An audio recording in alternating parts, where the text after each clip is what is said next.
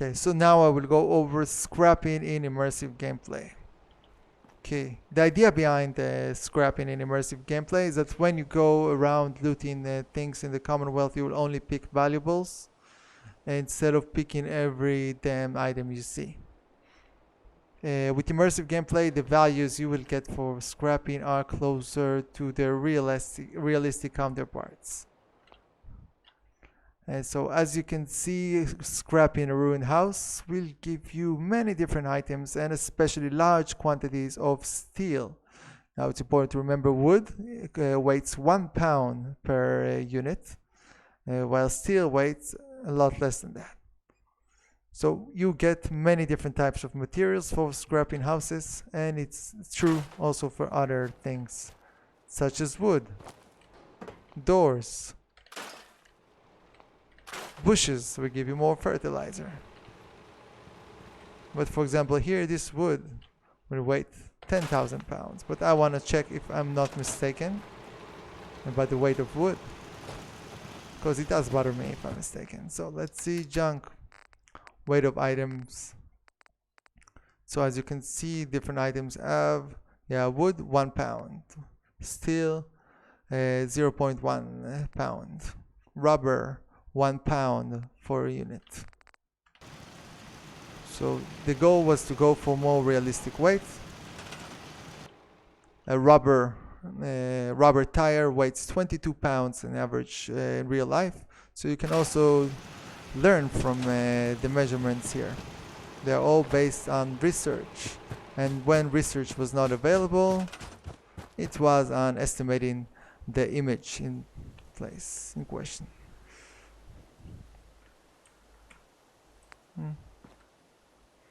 Okay, and what else is important here? Building items in immersive gameplay. Building items in immersive gameplay will require more materials, but because scrapping will grant you plenty materials, it is easy to build great structures in places where scrapful is plentiful, where you can find, like Sanctuary for example. When you scrap trees and houses, you can build many different constructions without feeling like you're cheating.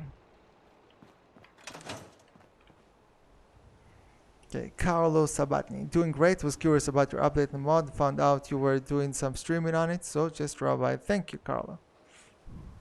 Yeah, if you guys have questions or you think I should go over a certain aspect in immersive gameplay, something you're not sure about, let me know. I'm trying to gather as much as I can, like film, and later I will cut it into different parts, short videos, to make things easier to understand about the mod. I think there's no need to go too much about the scrapping. It's pretty straightforward. You see like more units per scrap, and things are heavier. Yeah, I think it's pretty straightforward. What else is interesting here? Let's go about the economy, because I touch shipments, I touch buildings is not okay. Yeah, I want to touch the scavenging station and food. Yeah, I will touch scavenging station and food. Okay.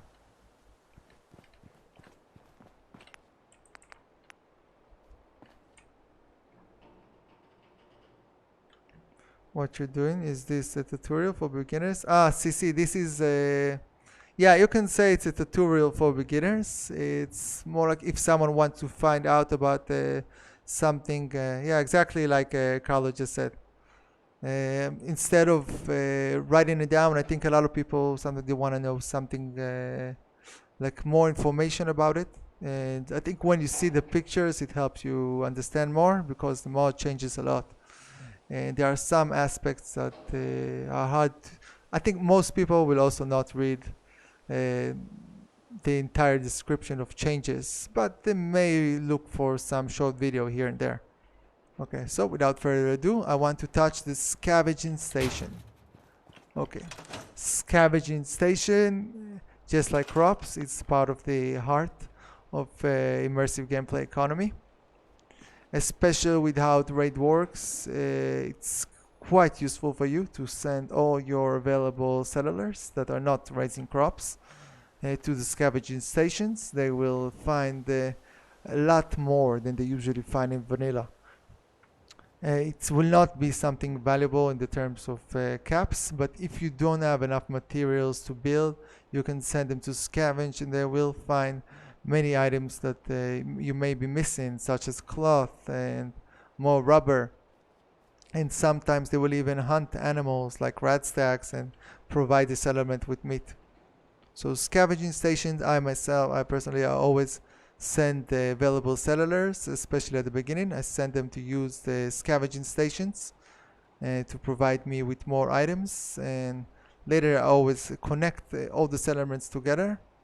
And it helps you finding even those rare items. And it's really good for your economy and when you build in your settlements.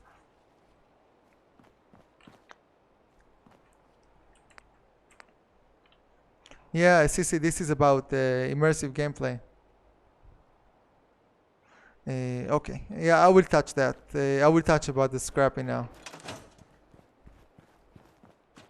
Yeah, immersive gameplay due to the efforts of Alisar.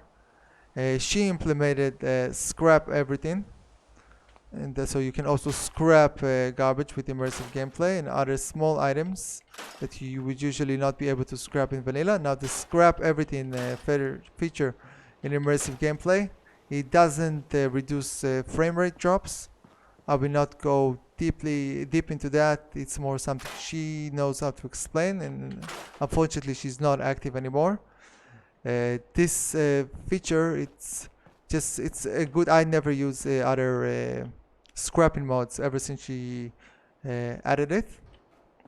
It all started when I wanted to scrap more items that were not scrappable and give them realistic values, like some of what you can find in beaches. I don't think in Sanctuary we have too many of those items.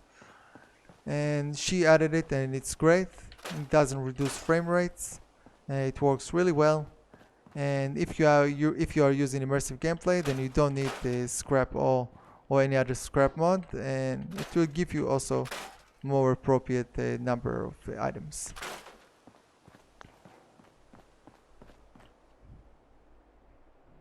Okay, so what I will touch next? Crops. I will touch crops next.